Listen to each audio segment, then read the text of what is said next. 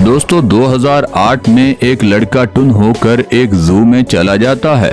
उसकी आंखें तब खुलती हैं जब एक बब्बर शेर उसके बिल्कुल सामने आ जाता है। ये लड़का उस शेर का ध्यान हटाने के लिए पहले चुपचाप बैठ जाता है और जब शेर उसको पकड़ने लगता है तो ये खड़ा हो जाता है। ये तो बब्बर शेर शरीफ लगता है, वरना अब तक इसका काम तमाम हो चुका होता। खैर जल्दी से एनिमल केयर टेकर जू में आते हैं और इस जहाज को इस पिंजरे से निकाल कर पुलिस के हवाले कर देते हैं ताकि इसका दिमाग अब ठीक हो सके। दोस्तों इस अगली वीडियो में भी देखिए, ड्रिंक करने के बाद ये लड़का इस शेर के पिंजरे के पास चला जाता है और शेर को तंग करना शुरू कर देता है। ये अपनी एक उंगली पहले उसको खाने के लिए देता है। जब शेर के मुंह में वो उंगली नहीं जाती, ये दूसरी उसकी तरफ कर देता है और फिर तीसरी। शेर को काफी गुस्सा आता है और शेर आवाजें निकालना शुरू कर देता है। अक्सर ऐसा होता